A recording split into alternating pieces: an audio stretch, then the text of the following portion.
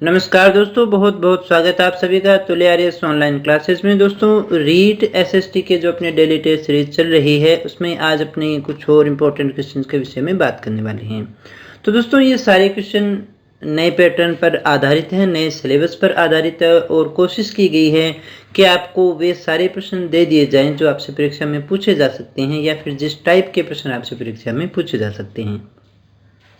तो चलिएगा शुरू करते हैं आज के टेस्ट को। और आज का हमारा पहला प्रश्न देखते हैं, वो है कूद नृत्य किस जनजाति से संबंधित है। दोस्तों हमेशा की तरह आपको एक बार फिर से कह देना चाहूँगा कि यदि आप इस टेस्ट का पूरा लाभ उठाना चाहते हैं तो कमेंट जरूर करें और साथ ही साथ अपना स्कोर जरूर काउंट करें, तभी आपको लाभ हो पाएगा। और चाहे सही हो चाहे गलत हो, कमेंट करके अपना आंसर चेक जरूर करें, क्योंकि गलत की हुई चीज़ को अपने कभी भूलते नहीं हैं। तो बताइएगा दोस्तों, कूद नृत्य जो है वो किस जनजाति से संबंधित है। ये 4 ऑप्शन आपके पास में हैं। इनमें से आपको बताना है कि कूद जनजाति जो है वो कूद नृत्य जो है वो किस जनजाति से संबंधित है। तो दोस्तों, क्या है हमारा सही आंसर, चेक कर लीजिएगा। सही आंसर है हमारा नंबर 4। तो कूद नृत्य जो है वो ग्रासिया जनजाति से संबंधित है। इसमें देखिएगा, ग्रासिया स्त्री और पुरुष जो है वो दोनों ही भाग लेते हैं। दोस्तों, वो तालियों की ध्वनि पर बिना किसी वाद्य यंत्र के जो नृत्य करते हैं वो कूद नृत्य कहलाता है। किस पे किया जाता है दोस्तों, ये ताली पर किया जाता है, यानी इसमें किसी प्रकार के किसी वाद्य यंत्र का प्रयोग नहीं किया जाता है। तो बिना किसी वाद्य यंत्र के होने वाला लोक नृत्य है ये कूद नृत्य है और ये ग्रासिया जनजाति के द्वारा किया जाता है। स्त्री और पुरुष दोनों के द्वारा ही किया जाता है। अगले प्रश्न को देखते हैं, बैराठ किस जनपद की राजधानी है। दोस्तों, 16 जो जनपद थे उसमें से एक बैराठ भी मानते हैं अपने, तो आपको बताना है ये बैराठ जो है वो किस जनपद की राजधानी है। दोस्तों, बैराठ किस जनपद की राजधानी है। मत्स्य की, पांचाल की, चेदी की, अर्जुनाई, यानी 16 जनपद थे उसमें से एक की राजधानी बैराठ है। और आपको ये बताना है कि बैराठ किस जनपद की राजधानी है। उम्मीद करता हूँ ये आपका आंसर सही होगा। दोस्तों, ये तो होना ही चाहिए ना, कितना आसान क्वेश्चन है। चलिएगा चेक करिएगा, आंसर होगा हमारा पहला।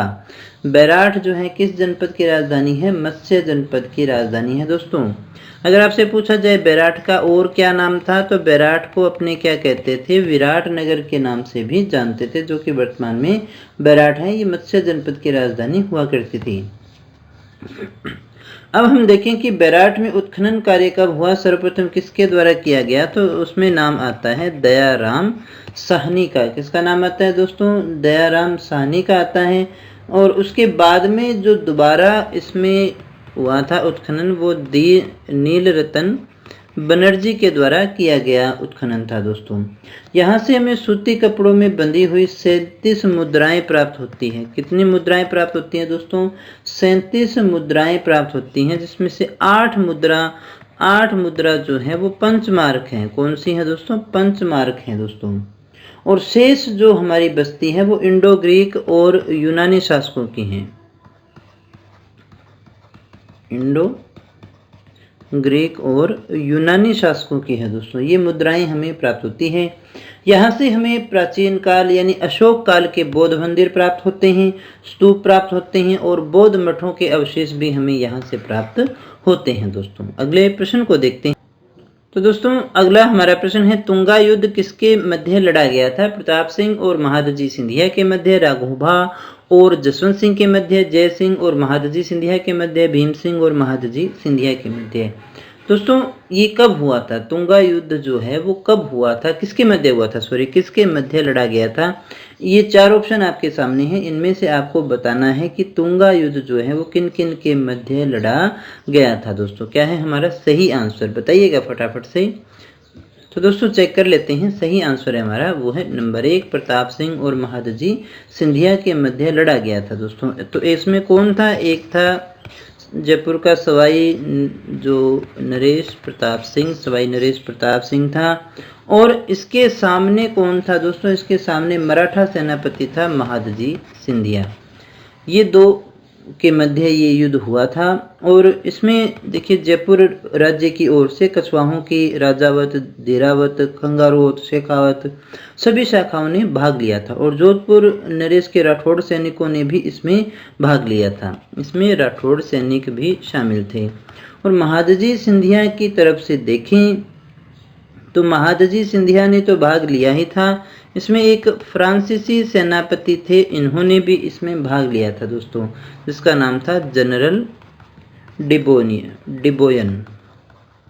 इन्होंने भी भाग लिया था। और जीता कौन था? तो इसमें प्रताप सिंह की विजय हुई थी। मराठों और फ्रांसीसियों की जो सेना थी वो परास्त हो गई थी। अगले प्रश्न को देखते हैं। चौथा हमारा प्रश्न है, त्रिपुरा सुंदरी का मंदिर कहाँ स्थित है दोस्तों? त्रिपुरा सुंदरी का मंदिर जो है वो कहाँ पर है, आपको ये बताना है। बांसवाड़ा में है, उदयपुर में है, जयपुर में है, डूंगरपुर में है। दोस्तों कहाँ पर है त्रिपुरा सुंदरी का मंदिर? तो दोस्तों क्या है हमारा सही आंसर, चेक करिएगा। सही आंसर हमारा नंबर 1, त्रिपुरा सुंदरी का मंदिर कहाँ है दोस्तों? तलवाड़ा, बांसवाड़ा से 5 किलोमीटर दूर ये त्रिपुरा सुंदरी का मंदिर स्थित है दोस्तों। इसमें जो भगवती है, भगवती की अष्टादश भुजा की मूर्ति मौजूद है। अष्टादश भुजा मूर्ति अगर आपसे पूछा जाए कहाँ है तो इसे ही कहा जाता है, बांसवाड़ा में ही है। और इसे त्रिपुरा सुंदरी भी कहा जाता है। इसे तुरताई माता भी कहते हैं। और क्या कहते हैं? तुरताई माता भी कहते हैं। और इसे त्रिपुरा महालक्ष्मी के नाम से भी जाना जाता है दोस्तों। और इसकी जो गणना है त्रिपुरा सुंदरी की, यानी इस माता की जो गणना है वो देश के प्राचीन शक्तिपीठों में की जाती है। अगले प्रश्न को देखते हैं। डाबड़ा किसान आंदोलन जो हुआ था उसमें 13 मार्च 1947 को कौन शहीद हुआ था? इनमें से आपको बताना है, चुन्नीलाल शर्मा थे, रूपाजी थे, कृपाजी थे या कोई नहीं था दोस्तों। डाबड़ा किसान आंदोलन में 13 मार्च 1947 को कौन शहीद हुआ था दोस्तों?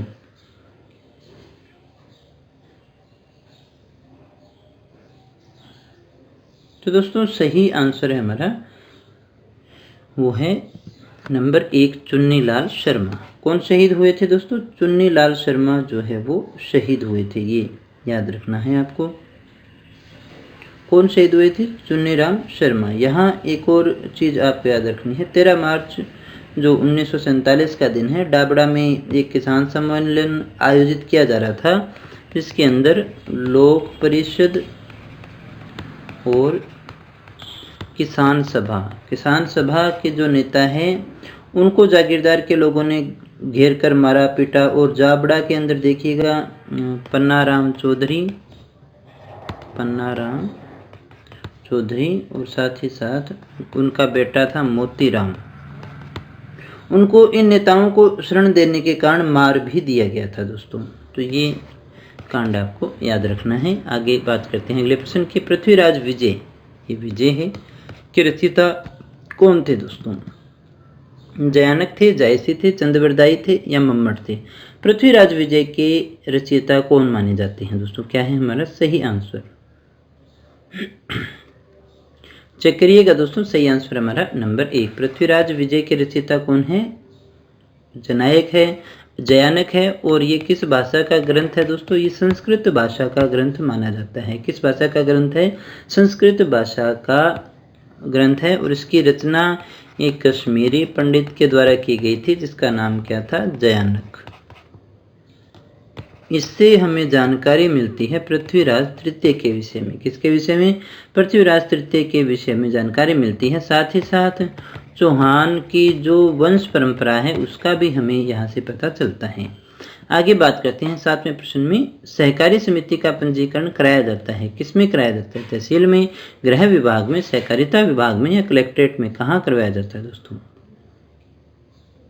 तहसील में, गृह विभाग में, सहकारिता विभाग में या कलेक्ट्रेट में? चेक कर लीजिएगा दोस्तों। आसान सा प्रश्न है। सही आंसर होगा हमारा नंबर 3, सहकारिता विभाग में। कोई भी समान आर्थिक या सामाजिक हित वाले क्रियाकलापों के उद्देश्य से 15 व्यक्ति जो हैं आपस में मिलकर के एक प्राथमिक सहकारी समिति का गठन कर सकते हैं। इसका जो पंजीकरण है वो सहकारिता विभाग से करवाया जाता है। इसका संचालन जो होगा इन सदस्यों से ही चुने हुए प्रतिनिधियों के द्वारा किया जाता है। अगले प्रश्न को देखते हैं। अग्नि बीमा का महत्व होता है, क्या होता है दोस्तों? केवल सुरक्षा, केवल निवेश, दोनों या इनमें से कुछ नहीं? अग्नि बीमा का महत्व होता है, क्या होता है दोस्तों? तो दोस्तों सही आंसर क्या होगा हमारा? वो है नंबर 1 केवल सुरक्षा। अग्नि बीमा का महत्व होता है केवल सुरक्षा, यानी अग्नि बीमा में केवल सुरक्षा का तत्व ही होता है, इसमें निवेश नहीं होता है दोस्तों। अगर हम बात करें LIC की यानी जीवन बीमा की लाइफ इंश्योरेंस की बात करें तो उसके अंदर सुरक्षा भी होती है और निवेश भी होता है दोस्तों, क्योंकि वहाँ पर हमें ब्याज भी मिलता है, लेकिन बोनस के रूप में मिलता है, लेकिन यहाँ पर अग्नि बीमा में कुछ इस तरह से नहीं होता है दोस्तों। अगले प्रश्न को देखते हैं। हमारा अगला प्रश्न है, प्रायोजना एक स्वदेशीय प्रक्रिया है जो सामाजिक वातावरण में पूर्ण तन्मयता के साथ संपन्न की जाती है। ये परिभाषा किसके द्वारा दी गई है, ये बताना है आपको।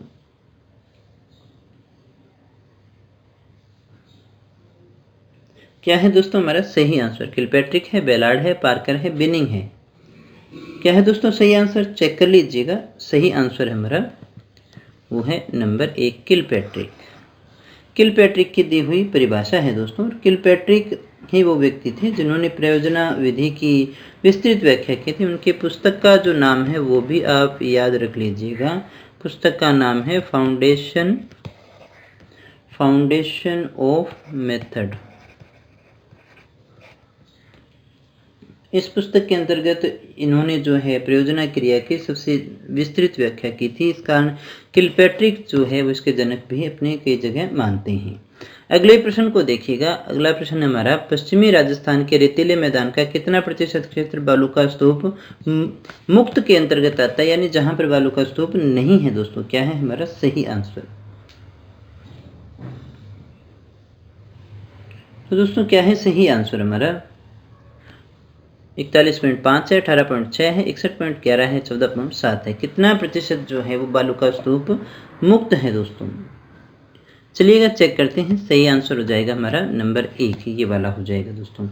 तो पश्चिमी रेगिस्तान जो है हमारा मरुस्थल का लगभग 60% भाग जो है वो रेतीले बालू का स्तूपों से युक्त है, यानी आवृत है, और शेष जो है वो बालू का स्तूप मुक्त प्रदेश के अंतर्गत आता है।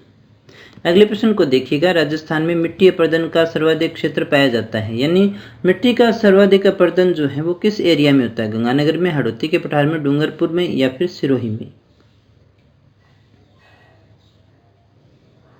क्या होता है दोस्तों?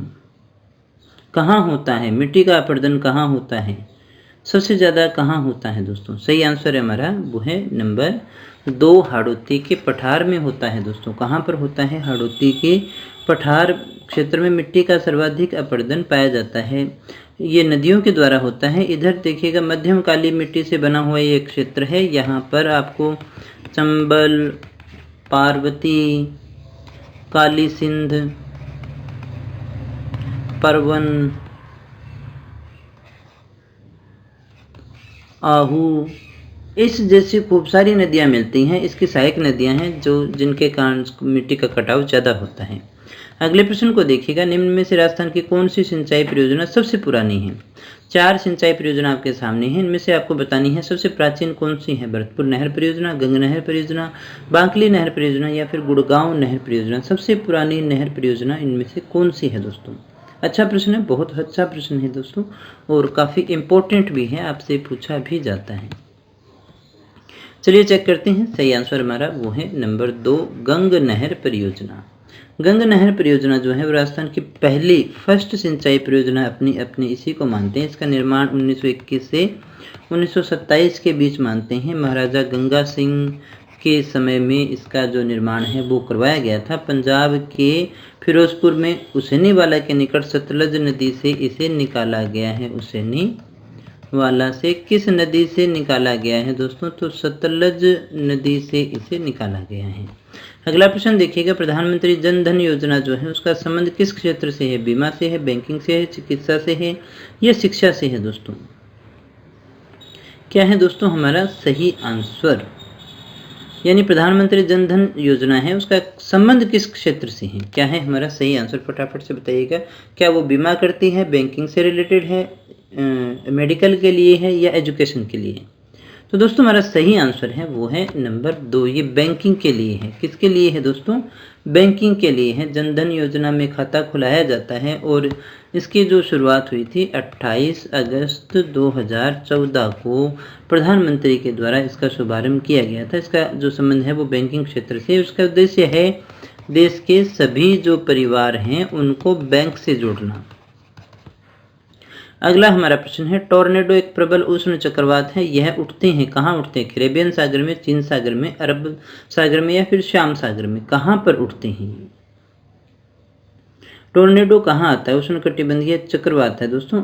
वैसे तो आकार की दृष्टि से तो ये छोटे होते हैं, लेकिन उनका प्रभाव बहुत ज़्यादा खतरनाक होता है। जितने छोटे होते हैं दोस्तों उतने ही ये खोटे भी होते हैं। इनका आकार एक कीप जैसे होता है, एक छलनी के समान हुआ करता है, जिसका पतला धरातल होता है। इसका पतला धरातल जो है वो धरातल से संबंधित होता है। इस प्रकार से ये आपको देखने को मिलता है दोस्तों।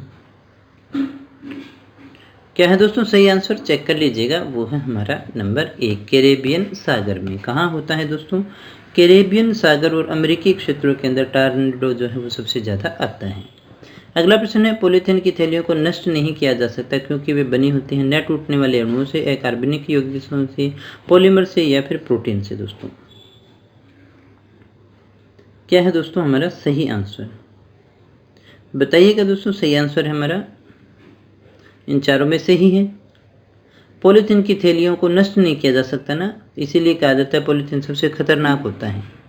तो दोस्तों सही आंसर हमको होगा हमारा नंबर 3, पॉलीमर से, यानी किससे बनी होती है? बहुलक से।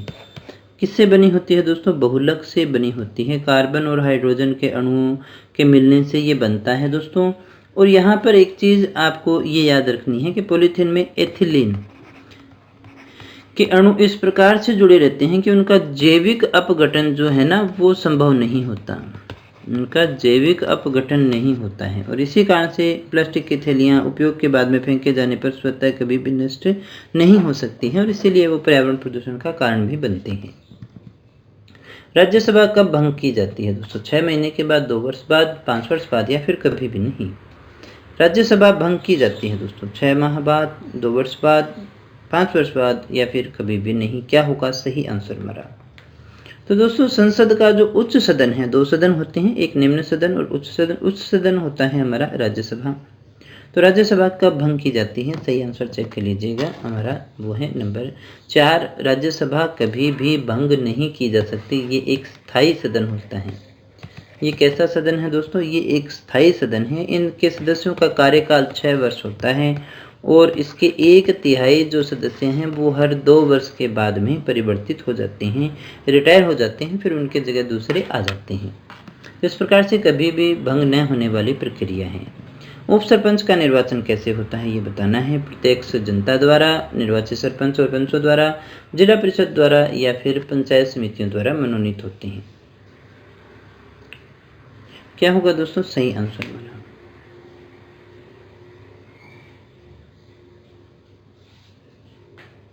तो दोस्तों सही आंसर हमारा वो है नंबर 2। कौन सा होगा? निर्वाचित सरपंच और पंच। देखिएगा दोस्तों जो हमारी पंचायत समिति है गांव की, उसमें एक तो सरपंच होता है, एक पंच होता है और एक उप सरपंच होता है। ये 3 होते हैं। तो इनके तो चुनाव होते हैं, जनता प्रत्यक्ष रूप से वोट डालती है और इनको निर्वाचित करती है। इनमें वोट डाले जाते हैं, मशीन में बटन दबाएंगे या फिर आप पर्ची डालेंगे, इनके वोट होते हैं। तो ये मिल करके किसका निर्माण करते हैं? उप सरपंच का निर्माण किया करते हैं। इसको जनता वोट नहीं करती है। जो पंच बनेंगे इन्हीं में से किसी को क्या बनाया जाता है? उप सरपंच बनाया जाता है। आगे बात करते हैं, किस संविधान संशोधन के द्वारा प्रस्तावना में समाजवादी, पंथ निरपेक्ष और अखंडता ये जो शब्द हैं ये जोड़े गए थे? 29वें, 41वें, 42वें या फिर 44वें संविधान संशोधन? क्या होगा दोस्तों सही आंसर हमारा? हमारे संविधान की जो प्रस्तावना है उसमें समाजवादी, पंथ निरपेक्ष और अखंडता शब्द जोड़े गए हैं, वो किस संविधान संशोधन के द्वारा जोड़े गए हैं ये आपको बताना है दोस्तों। सही आंसर चेक करिएगा, वो है नंबर 3। अगर आपसे पूछा जाए जोड़ा गया तो 42वें, हटाया गया 44वें में था, है ना। तो 42वें संविधान संशोधन के द्वारा इसे जोड़ा गया था। 1976 में ये संविधान संशोधन हुआ था। इसके द्वारा हमारी प्रस्तावना में समाजवादी, पंथ निरपेक्ष, एकता और अखंडता ये 4 शब्द जोड़े गए थे। कौन कौन से? एक था समाजवादी, एक था पंथ निरपेक्ष, एक था एकता एक था अखंडता। ये शब्द जो हैं वो इसमें जोड़े गए थे। अगले प्रश्न की बात करते हैं। 19वां हमारा प्रश्न है, एकमात्र वेद जो गद्य और पद्य दोनों में लिखा गया है, ये आपको बताना है। कौन सा है दोस्तों? सामवेद, यजुर्वेद, ऋग्वेद, अथर्ववेद। कौन सा ऐसा वेद है जो दोनों टेक्निक में लिखा गया है, गद्य पद्य दोनों में लिखा गया है दोस्तों? क्या है सही आंसर हमारा? चेक कर लीजिएगा। सही आंसर हमारा वो है नंबर 2, यानी यजुर्वेद जो है वो गद्य पद्य है। वैसे गद्य पद्य को अपने चंपू बोलते हैं, जिसमें दोनों ये चीजें हों। अगला हमारा प्रश्न है, 16 महाजनपदों का वर्णन किस बौद्ध ग्रंथ में आपको देखने को मिलेगा? बहुत अच्छा प्रश्न है, बहुत इंपॉर्टेंट भी है। 16 महाजनपद जो हैं उनका उल्लेख हमें किस बौद्ध ग्रंथ में देखने को मिलता है?